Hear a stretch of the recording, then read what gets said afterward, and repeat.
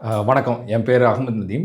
தேர்தல் முடிஞ்சு ஒரு இத்தனை மாதம் ஆச்சு. இத்தனை மாதம் ஆகியும் நம்ம எல்லாருமே வந்து ஒரு தேர்தல் மோட்லேயே இருக்கோன்னு தான் நான் நினைக்கிறேன்.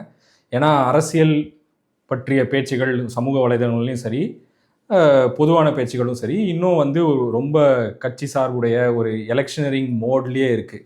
ஒரு வாக்கு கேட்குற மோட்லேயே இருக்குது அப்படின்னு நான் நினைக்கிறேன். ஆனால் தொடர்ச்சியாக தமிழ்நாட்டோட அரசியல் வந்து நாளுக்கு நாள் வந்து மாறிக்கிட்டே இருக்குது. அது வந்து மாற்றங்கள் வந்து நல்லதா கெட்டதா அதெல்லாம் நம்ம விவாதிக்கலாம். ஆனால் மாறிக்கிட்டே இருக்குது. இந்த கேவாஸ்க்கு நடுவில் வந்து ஒரு நிதானன்றது ரொம்ப முக்கியம்னு நாங்கள் நினைக்கிறோம்.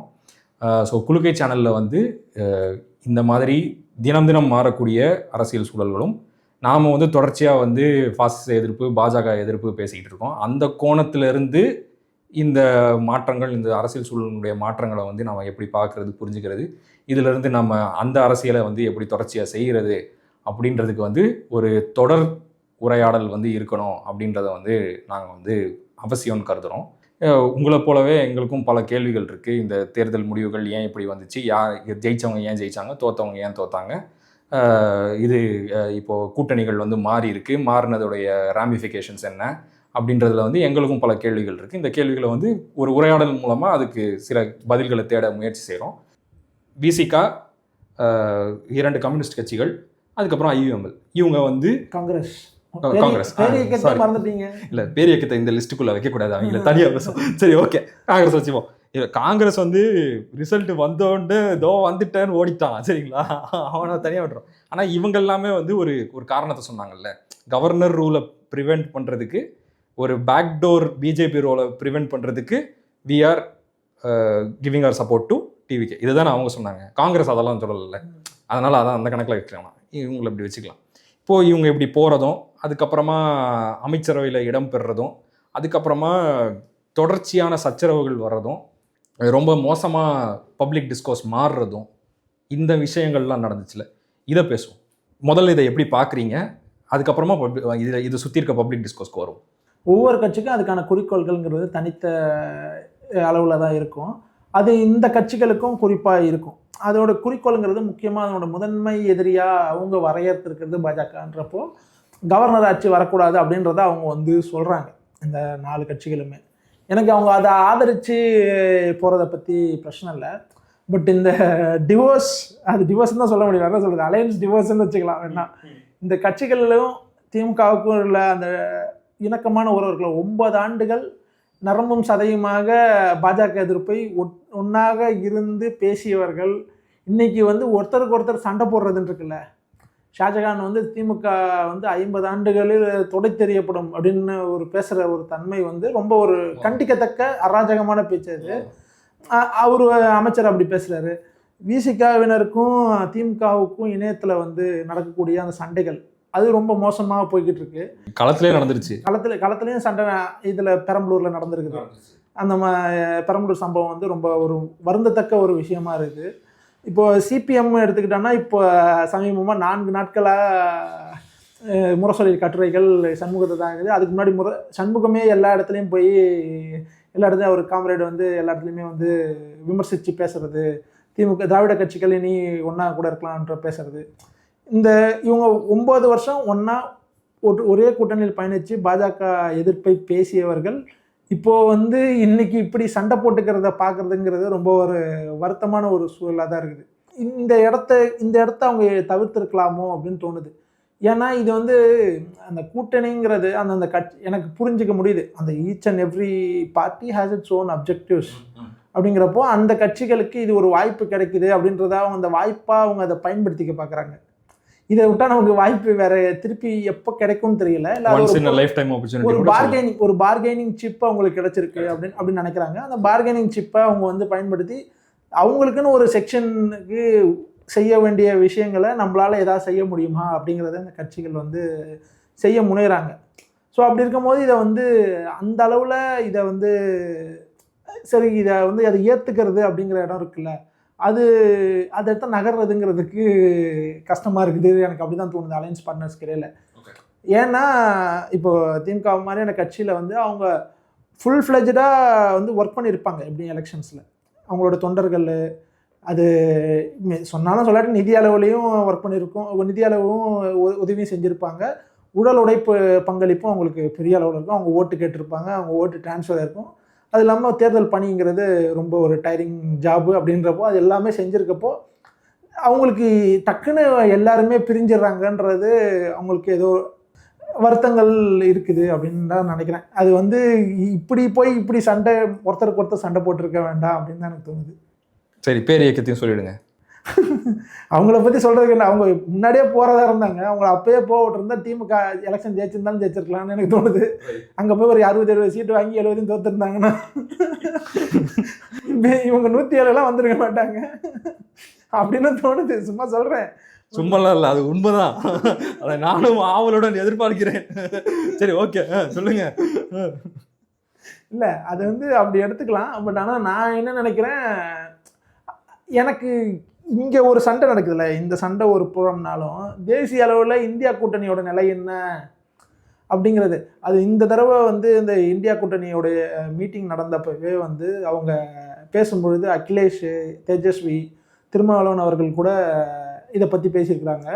இவங்க வந்து அந்த டக்குன்னு கூட்டணி விட்டு வெளியே வந்தது குறிப்பாக 3 மாநிலங்கள் வெஸ்ட் பெங்கால், கேரளா, தமிழ்நாட்டில் வந்து காங்கிரஸ் கட்சியோட செயல்பாடு பற்றி அவங்க ரொம்ப காட்டமாக விமர்சிச்சிருக்காங்க. ஒரு ட்ரஸ்டட் அலையை நீங்கள் டெசர்ட் பண்ணும்போது அது வந்து ஏதோ ஒரு இடத்துல உங்களுக்கு இருந்த லாங் டேர்ம் அலை, குறிப்பாக அது ட்ரஸ்டட் அலைங்கிறத விட லாங் டேர்ம் அலையை நீங்கள் வந்து டெசர்ட் பண்ணிட்டு வரும்பொழுது உங்களோட கிரெடிபிலிட்டியில் ஏதோ ஒரு இடத்துல சண்டை வரும். காங்கிரஸ் கட்சியை பொறுத்த வரைக்கும், பிகாஸ் தேசிய அளவில் இது வந்து எல்லோரும் சேர்த்து பயணித்து போகிற வேண்டிய இடமா இருக்கும்போது அந்த அந்த விஷயத்தை அவங்க வந்து யோசிச்சு பண்ணியிருக்கலாமோ, இல்லை ஏதோ ஒரு மியூச்சுவலாக பேசிட்டு பிரிஞ்சிருக்கலாமோ, இன்ஸ்டெட் ஆஃப் டக்குன்னு அடுத்த நாளே போகிறதுக்கு பதிலாக அவங்க வந்து பேசிட்டு அடுத்து சொல்லிட்டு போகிறது அப்படிங்கிறது தான் இவங்க ஒரு குற்றச்சாட்டாகிறாங்க. இவங்க பேசிட்டு போயிருக்கலாமா அப்படின்னு தான் எனக்கு தோணுச்சு. இப்போது வந்து காங்கிரஸை நீங்கள் சொன்ன மாதிரியே காங்கிரஸை தனியாக வச்சுக்கிறேன், கூட்டணி கட்சிகளை தனியாக வச்சுக்கிறேன். ஓகே, எலெக்ஷன் ரிசல்ட்ஸ் வருது, it's a ஷாக்கர் and there is a possibility that governor ஆட்சி வரலான்றது ஒரு பிரசிடென்ட்ஸ் ரூல் வரலான்றது ஒரு பாசிபிலிட்டி இருக்குது. அந்த பாசிபிலிட்டி வரதுக்கு முன்னாடியே காங்கிரஸ் எகிரி குச்சி ஓட்டான். சரி, ஓகே, காங்கிரஸ் அப்புறமா வருவோம். இந்த கூட்டணி கட்சிகள் வரும்போது அவங்களுடைய ஸ்டேட்டட் ஆப்ஜெக்டிவ், அவங்க வெளிப்படையாக சொல்கிற ஆப்ஜெக்டிவ் வந்து ஒரு பாஜகவினுடைய ஒரு புறவாசல் ஆட்சியை தடுப்பதற்கு நாங்கள் வந்து தாவேக்காக்கு வந்து இது கொடுக்குறோம், வெளியிலேருந்து ஆதரவு கொடுக்குறோம், அப்புறம் அமைச்சர்களுக்கு போகிறாங்க, அதெல்லாம் ஓகே, இப்படி தான் நடக்குது. இப்போது இதை வந்து நாம் பார்க்கும்போது இப்போ நீங்கள் சொன்ன மாதிரியே ஒவ்வொரு கட்சிக்கும் ஒரு தனியான குறிக்கோள் இருக்குது அப்படின்ட்டு சொல்கிறத விட நான் எப்படி பார்க்குறேன் அப்படின்னா, இந்த மாதிரி கட்சிகள்லாம் இருக்கிறாங்கல்ல, ஃபஸ்ட்டு அதாவது வந்து சிறிய கட்சின்னு நான் சொன்னால் அவங்க கோச்சிக்கலாம், but in terms of voting percentage அந்த மாதிரி வச்சுக்கலாம், இல்லை வளர்கிற கட்சி அப்படி வச்சுக்கலாம், ஓகேங்களா, க்ரோயிங் பார்ட்டிஸ் அப்படி வச்சுக்கலாம். வளர்கிற கட்சின்னு இருக்கும்போது இந்த மாதிரி ஒரு விஜய் மாதிரி ஒரு ஃபினாமினான் வரும்போது, ஒரு டிஸ்ட்ரப்ஷன் வரும்போது முதல்ல அடி வாங்குறது வளர்கிற கட்சி தான் அடி வாங்குவாங்க. அவங்களுடைய ஓட்டர் பேஸ் தான் ஈஸியாக வைப் ஆஃப் ஆகிடும். ஸோ மோர் தென் இது ஒரு அதிகாரத்தின் மீதான ஒரு ஆசைன்னு கூட வச்சுக்கலாமே, அதிகாரத்தின் மீதான ஆசைன்றதை விட இது வந்து தன்னுடைய சர்வைவல், அடுத்த எலெக்ஷனுக்கு உங்கள் கட்சி உயிரோடு இருக்கணும், அந்த காடர் பேஸ் வந்து ஓட்டர் பேஸ் வந்து ரொம்ப ஈஸியாக வந்து விஜயால் வந்து ஸ்வீகரிக்க முடியும். ஓகேங்களா? ஸோ முதல்ல it is a question of survival.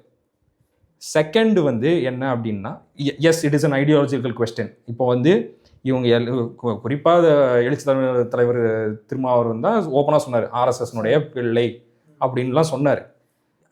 அது வந்து இப்போ அவர் வந்து ஓகே அதுக்கு எக்ஸ்ப்ளனேஷன்லாம் கொடுத்தாலுமே விஜய் அப்படி தான் நடந்துக்கிட்டார். ஓகேங்களா? அவர் வந்து பிஜேபி எந்த இடத்துலையும் கிரிட்டிசைஸ் பண்ணாமல், திருப்பரங்குன்றத்தில் வாயை திறக்காமல் அவர் அப்படி தான் நடந்துக்கிறாரு. And we are going to see the effects of his rule. இப்போ அடுத்தடுத்து அவர் என்ன நடந்து போகிறாரு, அந்த ஸ்டேட்மெண்ட் அவர் பொய்யாக்க போகிறாரா உண்மையாக போகிறாருங்கிறதெல்லாம் நம்ம தமிழக மக்கள் பார்க்க தான் போகிறாங்க. அதனால் அதை ஓரமாக வச்சுருவோம். ஸோ ஒரு ஐடியாலஜிக்கல் ஸ்டாண்ட்ஸ் முதல்ல எடுத்தாங்க, முடிஞ்ச அளவுக்கு அதுக்கு வந்து நியாயமாக இருக்க ட்ரை பண்ணாங்க. ஓகேங்களா? காங்கிரஸ் மாதிரி எகிரி குடிச்சு முதல்ல எடுத்தோன்னே ஓடலை. இது ஒன்று. ரெண்டாவது வந்து it's a question of survival more than a question of attaining power. It is a question of survival. இதுதான் வந்து திமுக அதிமுக மாதிரி எஸ்டாப்ளிஷ், அதாவது வளர்ந்த கட்சிகள் இல்லை அப்படி சொல்லலாம்னா வாக்கு சதவீதத்தை அதிகமாக வச்சிருக்க கட்சிகள் என்ன வச்சுக்கலாம். ஏன்னா நூற்றாண்டு கண்ட கம்யூனிஸ்ட் கட்சி நீங்க வளரும் கட்சின்னு சொன்னீங்கன்னா அவங்க கோச்சிப்பாங்க. சரி ஓகே, சரி ஓகே, அதனால நீங்க வந்து அப்படி சொல்ல முடியாது. சரி ஓகே, டபுள் டிஜிட் வாக்காளர் கட்சிகள் சிங்கிள் டிஜிட் வாக்காளர் கட்சிகள் வச்சுக்கலாமா? இல்ல அப்படி சொன்னீங்கன்னா அவமரியாதையா என்னங்க எப்படிதாங்க நான் சொல்றது? வாக்கு சதவீதத்தில் அதிக அதுல பிரதான எதிர்கட்சி பிரதான கட்சிகள்னு சொல்லுங்க. சரி, அப்போ நாங்க பிரதானம் இல்லையான்னு கேட்டா என்ன பண்றது? பிரதான எதிர்கட்சிகள் சொல்லிருங்க, முடிஞ்சு போச்சு. சரி, இல்ல நீங்க சொன்ன மாதிரியே நான் சொல்லிடுறேன். இல்லைன்னா வந்து okay, alliance leaders alliance partners அப்படி வச்சுக்கலாம். ஓகேங்களா? ஏன்னா திமுக கூட்டணி தான், அது திமுகவுடைய கூட்டணி தான் அது. ஓகேங்களா? அலையன்ஸ் லீடர்ஸ் அலையன்ஸ் பார்ட்னர்ஸ்னா அலையன்ஸ் லீடர்ஸ்க்கு அது சர்வைவல் கொஸ்டின் கிடையாது. அவங்களுடைய ஓட்டர் பேஸ்ல இருந்து ஒரு செக்ஷனை விஜய் கூட்டிட்டு போகலாம், ஆனால் ஒரு ஓட்டர் பேஸ் இருக்கும். They will survive for the next 2-3 elections. Even if they go in to disintegration, they will survive the next 2-3 elections. ஓகேங்களா? That is not the same for alliance partners. கூட்டணி கட்சிகளுக்கு அது அது அது that is not the case. So it is a question of survival.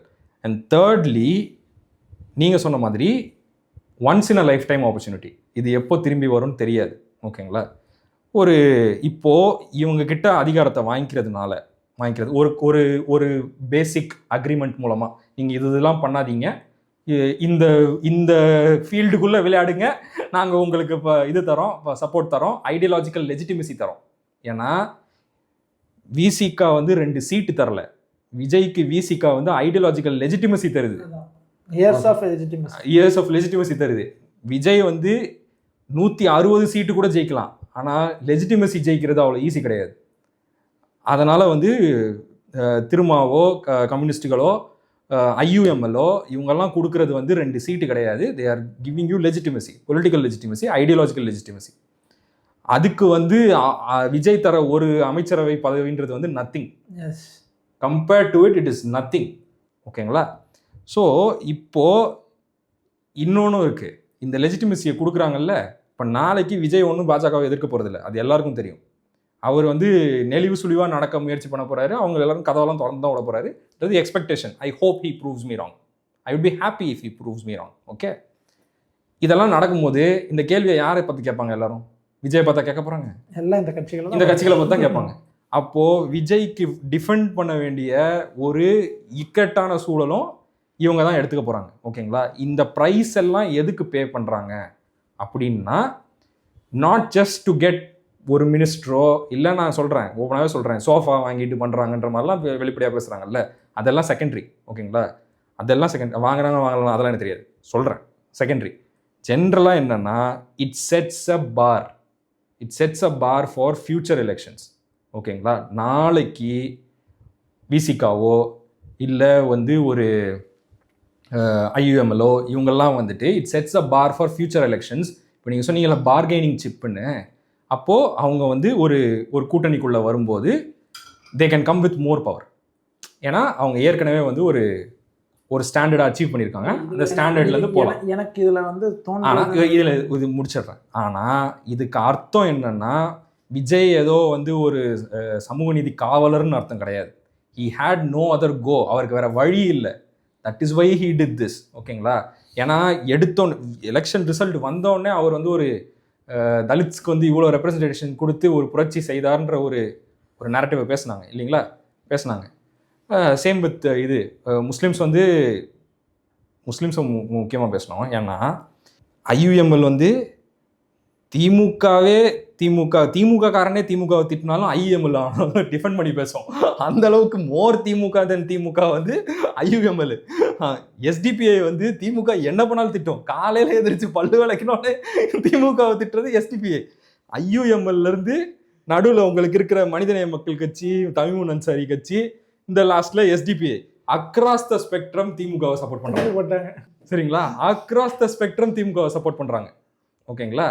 இந்த மாதிரி ஒரு நிலைமை இதுக்கு முன்னாடி இருந்து தான் எனக்கு தெரியல, சீரியஸாக தெரியல. அதாவது ஆஃப்டர் முஸ்லீம் ஐடென்டிட்டேரியன் பாலிடிக்ஸ் வந்த பிறகு, தமிழ்நாட்டில் வந்த பிறகு, இன்க்ளூடிங் ஓவைசி இங்கே கண்டெஸ்ட் பண்ணல.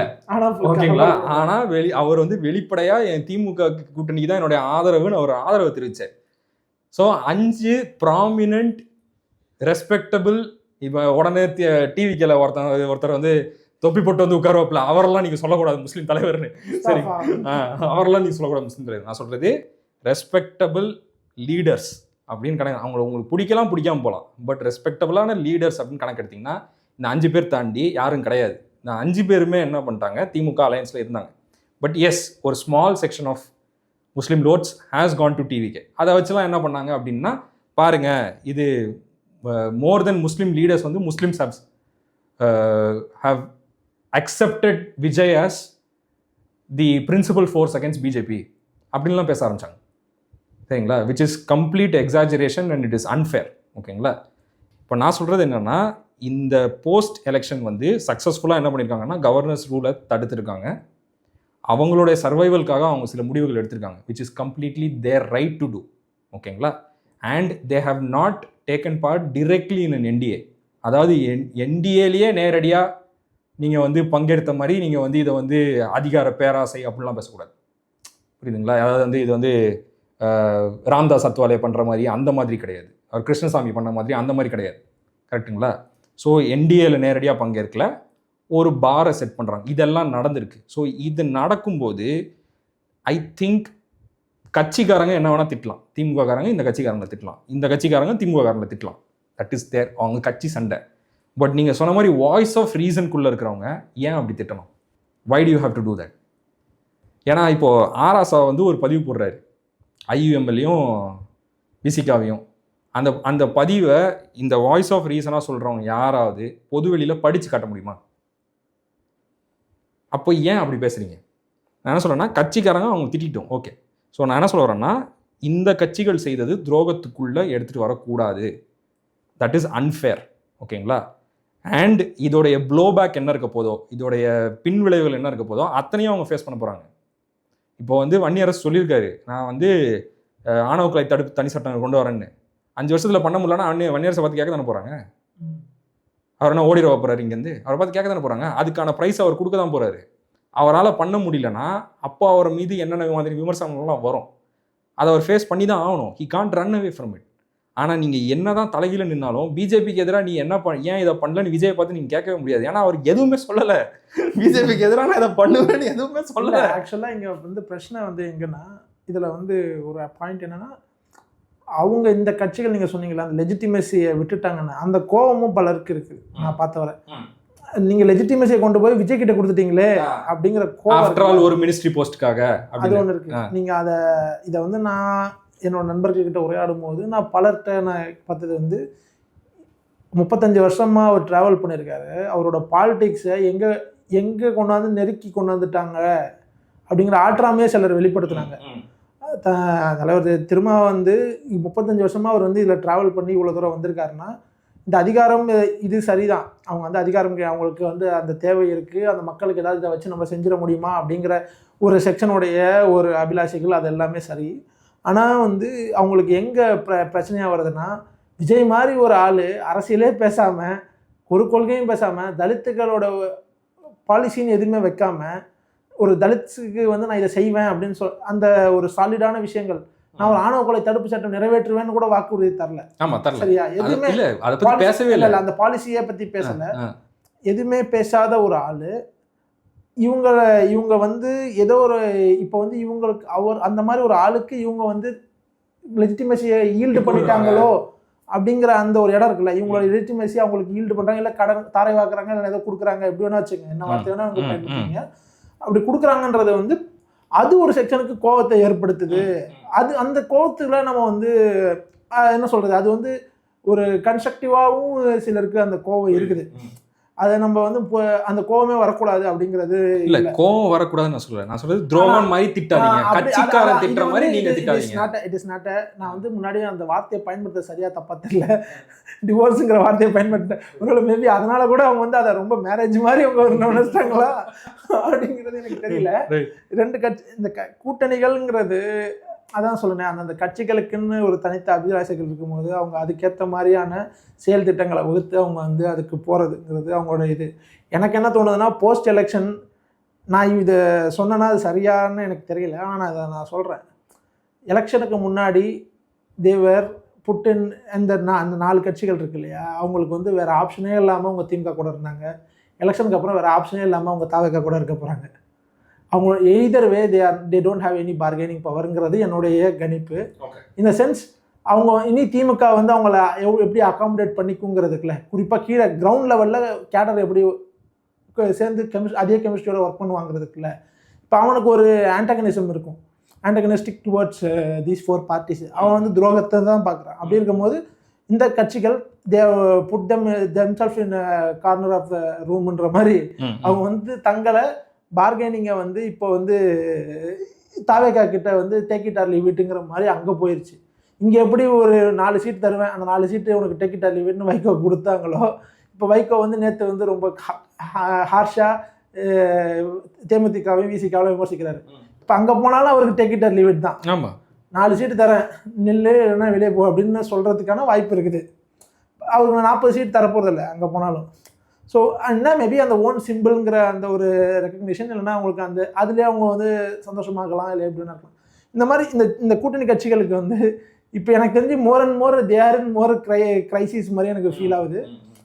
ஆஸ் மச் அஸ் தீஸ் திமுக தோல்வி எலெக்ஷனுக்கு அப்புறம் தாவேக்காவின் வெற்றிக்கு பிறகு இந்த சிறிய கட்சிகள் நான் ரொம்ப மிகப்பெரிய அளவில் ஒரு கிரைசிஸில் இருக்குது, எக்ஸிஸ்டென்ஷியல் கிரைசிஸ் அவங்களுக்குமே வந்திருக்குது. மேபி அவங்க பவர் வந்திருக்கலாம்.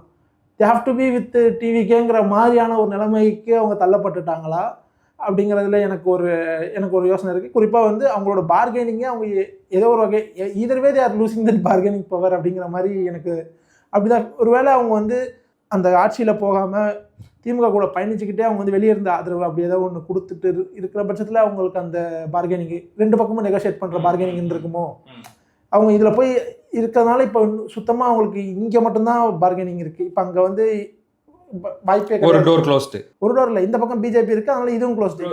ஒரே டோர் தான் உங்களுக்கு. ஃபஸ்ட்டு உங்களுக்கு இங்கே ஒரு டோர் தான் இருந்துச்சு, இப்போ அதே டோர் தான் இருக்குது.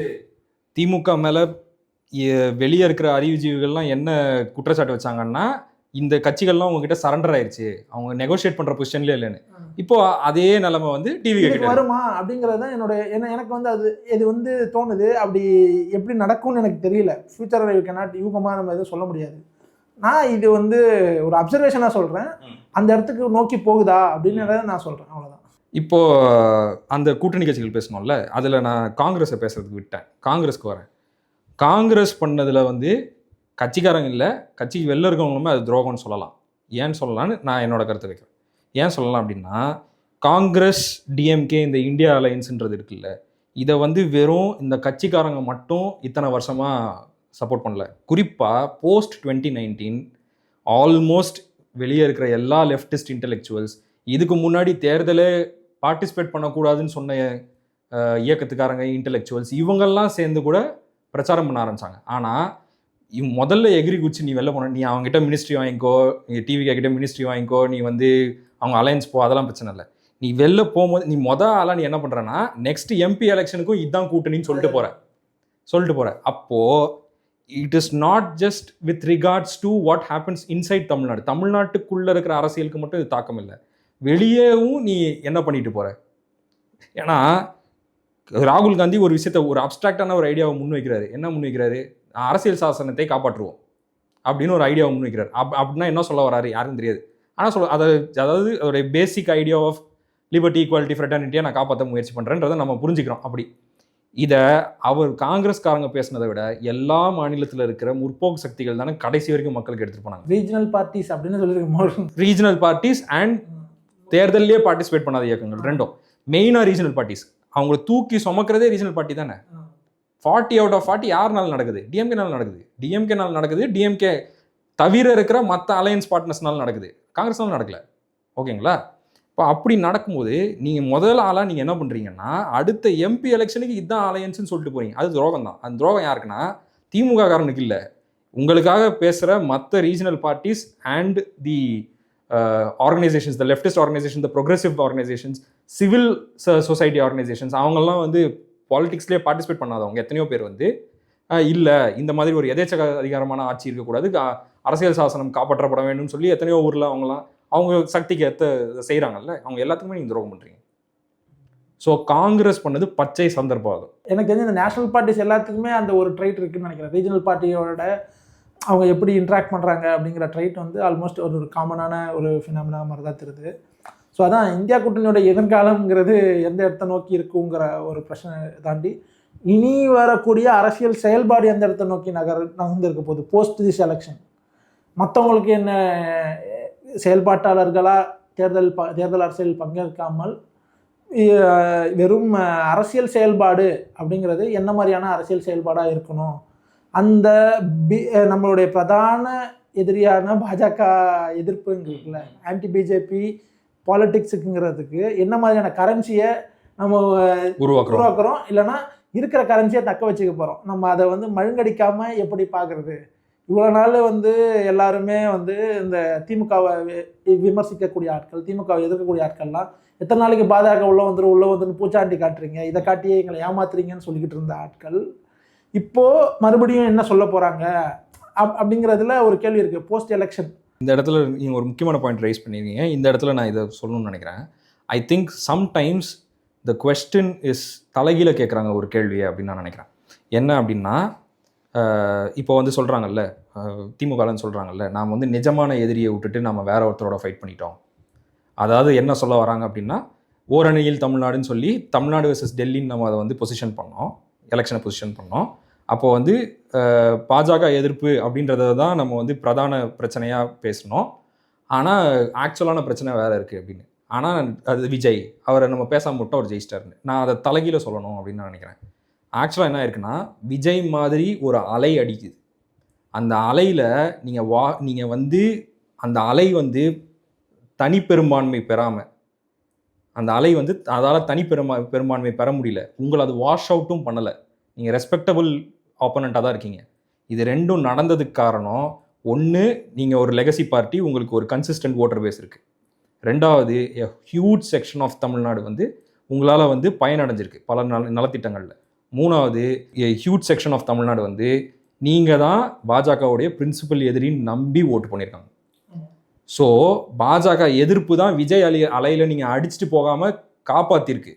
ஆனால் நீங்கள் அதை எப்படி புரிஞ்சுக்கிறீங்க அப்படின்னா, தோற்று போனதுக்கு அதுதான் காரணம் அப்படின்னு புரிஞ்சுக்கிறீங்க. ஸோ அது வந்து ஒரு பிரச்சனை. ஏன்னா இந்த மொத்த